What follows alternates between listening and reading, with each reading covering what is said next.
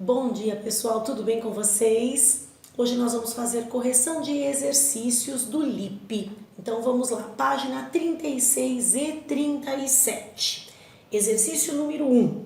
Os cordados, apesar de totalizarem apenas 5% das espécies do reino animal, são extremamente familiares a nós. Os peixes, anfíbios, répteis, aves e mamíferos, inclusive a própria espécie humana, pertencem ao filo cordata.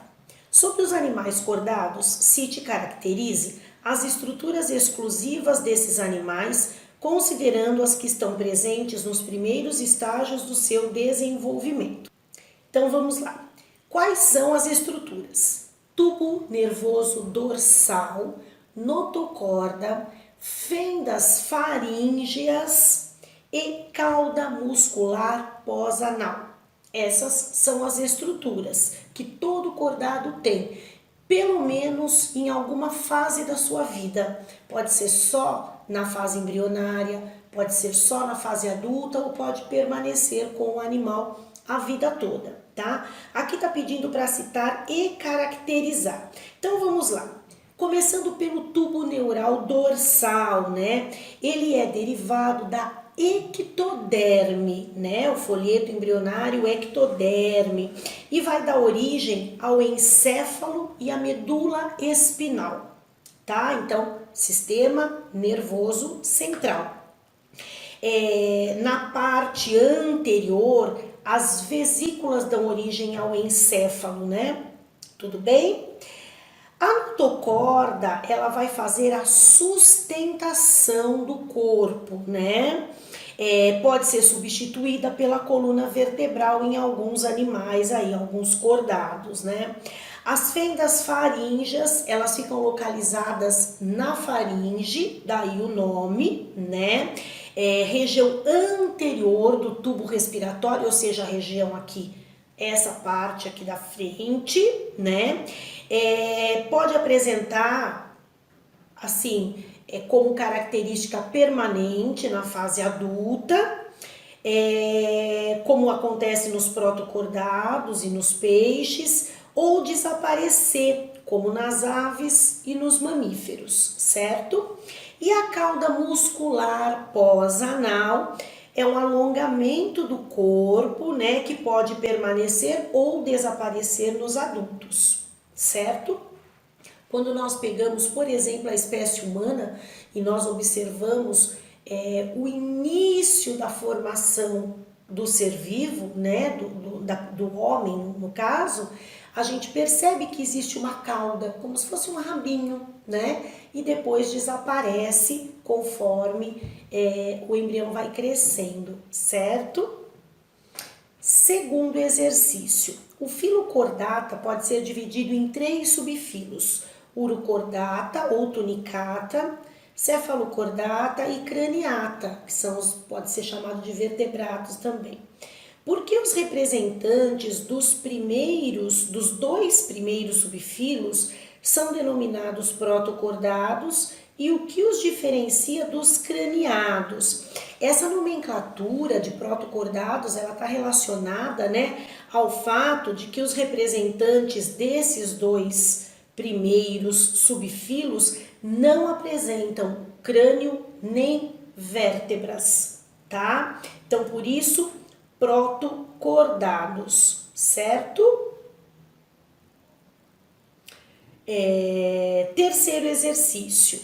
No ambiente marinho, as assídeas podem ser facilmente confundidas com os poríferos, em virtude da semelhança de suas estruturas corporais.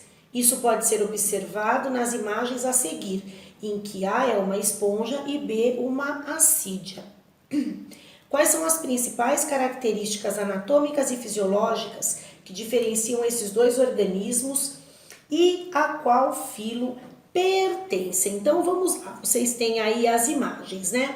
Na imagem A, nós temos os poríferos, né? As esponjas, que são animais filtradores e extremamente simples, não possuem tecidos verdadeiros, né? Apresentam como células principais os coanócitos principais e típicas desses animais, né? Coanócitos só aparecem em poríferos, né? São responsáveis aí pela digestão intracelular dos alimentos, certo? Já na figura B, nós temos as assídeas, que também são animais filtradores, mas apresentam cordão nervoso e notocorda para sustentação, né? A cauda muscular pós-anal, as fendas fendas branquiais na fase larval. Os poríferos pertencem ao filo Porífera e as assídeas ao filo Chordata. Quarto exercício. Segundo alguns sistemas de classificação, o filo Chordata está subdividido em 3 subfilos: Urochordata, Cefalochordata e Craniata. Acerca do filo Chordata e de seus subfilos, estão corretas as afirmativas. Nós vamos assinalar a número 1. Urochordatas possuem tubo nervoso dorsal e notocorda apenas em estágio larval. Nós vamos assinalar a número 4. Chordatas apresentam durante o desenvolvimento embrionário tubo nervoso dorsal e fendas branquiais. E nós vamos assinalar os 5. Cefalochordatas são deuterostômios e quando adultos possuem notocorda. Então essas são as 3 corretas que vocês devem assinalar, certo? Exercício número 5. Sobre os animais classificados como chordados, assinale o que for correto. Vocês vão assinalar o número 1, o número 2, o número 4 e o número 16, tá? Por que só o 8 não é? O 8 está dizendo assim: as mandíbulas estão presentes em todos os chordados, por isso não é inovação surgida durante a história evolutiva dos vertebrados. Errado, porque nós temos os agnatos, que também são chordados e não possuem mandíbulas, né? Só os gnatostomados é que possuem mandíbula. Os agnatos não, eles têm uma boca circular que se fixa ao hospedeiro para sugar ali substâncias nutritivas, né? Vocês lembram quando nós vimos na aula de chordados, na videoaula, nós vimos o desenho ali da lampreia, da feiticeira, né? Que possuem aquela boca circular. Vocês têm inclusive os esquemas que eu usei na videoaula no livro de vocês, tá? Os esquemas, as fotos são as mesmas, ok? Exercício 6. O surgimento da mandíbula foi uma importante novidade evolutiva dos craniados. Os chordados sem mandíbula, denominados agnatos, é o que eu acabei de explicar para vocês, como as lampreias, ficam restritos à filtração, ao ectoparasitismo ou à captura de pequenos animais. Letra A. Qual é a grande vantagem da aquisição de mandíbulas pelos peixes ósseos e cartilaginosos? A mandíbula, ela proporcionou uma facilidade na captura de presas, né, na alimentação ali, né, ampliando aí a variedade e a possibilidade de alimentação, tá certo? Então, o fato de ter mandíbula facilitou e muito a apreensão de presas, tá? Letra B.